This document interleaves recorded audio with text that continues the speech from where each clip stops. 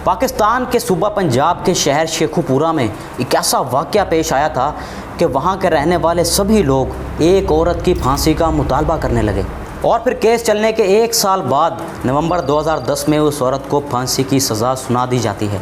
इस औरत का ताल्लुक क्रिश्चियन कम्युनिटी से था। ये वही कम्युनिटी है जिसकी पॉपुलेशन पाकिस्तान में इस वक्त करीब 1.3% है। और इस औरत का कसूर पता है क्या था? ब्लास्फेमी यानी कि गुस्ताखी। पाकिस्तान के कॉन्स्टिट्यूशन सेक्शन 295C के तहत इस औरत को मुजरिम ठहराया जाता है। इस औरत की सज़ा अभी सुनाई ही दी थी कि पूरे पाकिस्तान में माइनॉरिटीज़ की तरफ से एहतजाज देखने को मिलते हैं और मुल्क की सूरत हाल ख़राब से ख़राब तर होती जा रही थी। इवन के 2 बड़े पॉलिटिकल लीडर्स जो कि इस औरत के सपोर्ट में थे, उन्हें भी मौत की घाट उतार दिया जाता है, जिनमें एक शहबाज भट्टी जो कि उस वक्त के federal minister of minorities affairs थे और दूसरे थे सलमान तासीर जो कि उस वक्त गवर्नर ऑफ पंजाब थे। अब ये तो पाकिस्तान की सिर्फ एक साइड है और वहीं अगर हम दूसरी तरफ देखें तो हिंदू कम्युनिटी की तादाद भी पाकिस्तान में बहुत ज़्यादा है as compare to other minorities. Sindh के इलाका नगर पार्कर से ताल्लुक़ रखने वाली ये कृष्णा कुमारी मार्च 2018 में पाकिस्तान पीपल्स पार्टी की तरफ से सेनेटर बनती हैं। अब इन दोनों इवेंट्स को सामने रखते हुए हम ये देखेंगे कि पाकिस्तान माइनॉरिटीज़ के लिए सेफ़ है या नहीं। –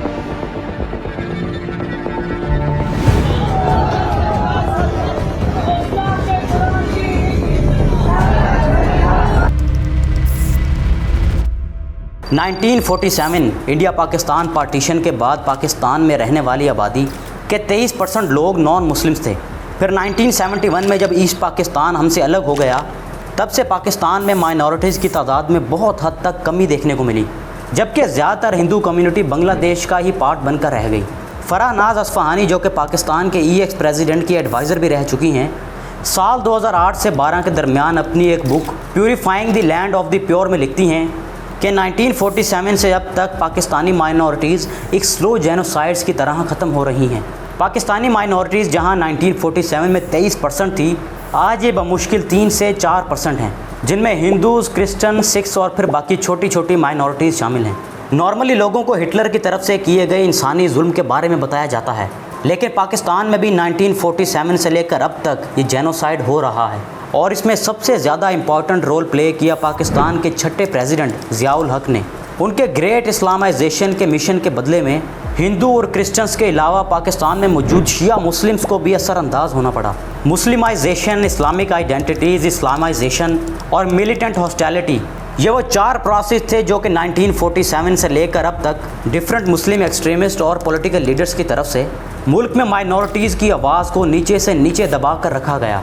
यही वजह है कि आज भी पाकिस्तान के कई एरियाज़ में माइनॉरिटीज़ पर हम जुल्म होता हुआ देखते हैं। एक रिपोर्ट के मुताबिक हर साल पाकिस्तान में 1000 लड़कियों को उनका रिलीजियस चेंज करके इस्लाम में कन्वर्ट किया जाता है और फिर बाद में उनसे शादियां भी की जाती हैं। और एज अ मुस्लिम स्टेट और मुसलमान इस्लाम में ये चीज़ तो बिल्कुल नापसंद की गई है। अब यहाँ पर एक इंटरेस्टिंग फैक्ट ये भी है कि इन माइनॉरिटीज़ के क्लैशेस को लेकर एक वजह पार्टीशन भी है, क्योंकि पार्टीशन के बाद हिंदू मुस्लिम्स के कॉन्फ्लिक्ट की वजह से हमेशा दोनों कंट्रीज़ की माइनॉरिटीज़ को तकलीफ़ से गुजरना पड़ा है। दिसंबर 1992 में इंडिया के एक इलाका अयोध्या में बाबरी मस्जिद को तोड़ने की कोशिश की गई, जिस पर वहां मौजूद मुस्लिम्स को तकलीफ़ से गुजरना पड़ा, जिसको देखते हुए उसी महीने दिसंबर 1992 को पाकिस्तान में 2 से 8 दिसंबर के दरमियान 120 हिंदू टेम्पल्स को डिस्ट्रॉय कर दिया गया और साथ ही साथ बहुत से हिंदू बिलीवर्स को भी मुश्किलात का सामना करना पड़ा। अगर इस वक्त पाकिस्तान में टोटल टेम्पल्स की बात करें तो all Pakistan Hindu rights movement की तरफ से ये तादाद सिर्फ 20 तक बताई जाती है, जबकि पार्टीशन के वक्त ये नंबर 428 था। यानी कि अब तक डिफरेंट रीजंस की वजह से 422 टेम्पल्स को नुकसान पहुंचाया गया है। अगर इस वक्त पाकिस्तान में सबसे बड़े टेम्पल को देखा जाए तो वो बलूचिस्तान के इलाका मकरान कोस्ट डिस्ट्रिक्ट लसबेला में है, जहां हर साल 2.5 लाख हिंदू मज़हब को मानने वाले लोग यहां पर विज़िट करते हैं। हिंदुइज़्म के अलावा क्रिश्चियनिटी वो दूसरी बड़ी कम्युनिटी है जो कि पाकिस्तान की टोटल पॉपुलेशन का 1.3% है और ये कम्युनिटी भी पाकिस्तान में मुख्तलिफ मुश्किलात का शिकार है। ज़बरदस्ती मज़हब चेंज करने और किडनैपिंग जैसे केसेस में हिंदुओं के साथ साथ क्रिश्चियन कम्युनिटी को भी ये चीज़ें फेस करनी पड़ती हैं। पाकिस्तान में क्रिश्चियन कम्युनिटी के साथ नाइंसाफ़ी का सबसे बड़ा कारनामा तब सामने आया जब कुछ क्रिश्चियंस लोगों की तरफ से मुस्लिम्स की हॉली बुक कुरान पाक के कुछ पेजेस को जलाया गया और हॉली प्रॉफिट मोहम्मद सल्लल्लाहु अलैहि वसल्लम के लिए भी कुछ नामुनासिब अल्फाज इस्तेमाल किए गए, जिसके रिएक्शंस में मुस्लिम्स ने फैसलाबाद के इलाका जड़ावाला में क्रिश्चियंस लोगों के बहुत सारे घर जलाए। इस वाक़े में करीब 19 चर्चेज़ और 89 घरों को नुकसान पहुँचाया गया। अब यहाँ पर क्रिश्चियन कम्युनिटी के लोगों को भी कुछ ख्याल करना चाहिए था कि वो एक मुस्लिम स्टेट में रहते हैं जहाँ पर मुसलमानों की तादाद तो सबसे ज़्यादा है, और उनके हॉली बुक और उनके नबी के बारे में ऐसी बातें करना ये तो गलत है। तो दूसरी तरफ जब माइनॉरिटीज़ के हुकूक की धज्जियाँ उड़ता देख स्टेट को इन चीज़ों पर कंट्रोल करना बहुत मुश्किल हो जाता है। पंजाब पुलिस ने सारे वाक़े की इन्वेस्टिगेशन करने के बाद बताया कि ये दुश्मन एजेंसीज़ की तरफ से एक सोची समझी चाल थी ताकि मुसलमान पूरी दुनिया के सामने एक टेररिस्ट ग्रुप की तरह दिखाई दे।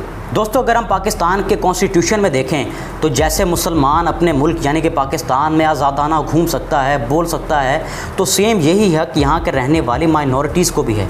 1973 के कॉन्स्टिट्यूशन में ये बात बिल्कुल वाज़िया लिखी है कि स्टेट हर शहरी के लिए उसकी हिफाजत, freedom of speech, freedom of religion और फ्रीडम ऑफ बिजनेस और उसके हर किस्म के बेसिक ज़रूरियात को इंश्योर करे, अब चाहे वो एक मुसलमान हो या फिर किसी और रिलीजन से ताल्लुक़ रखने वाला। इस वक्त पाकिस्तान में डिफरेंट माइनॉरिटीज़ की तादाद में हिंदू 2.1%, क्रिश्चियंस 1.2%, अहमदी 0.09 और सिख्स 0.01% हैं। लास्ट में दोस्तों आप कायदे आज़म की ये स्पीच को सुने। आप सब आजाद है अपनी मस्जिदों में जाने के लिए और किसी भी और इबादतगाह में जाने के लिए इस ममलकत पाकिस्तान में।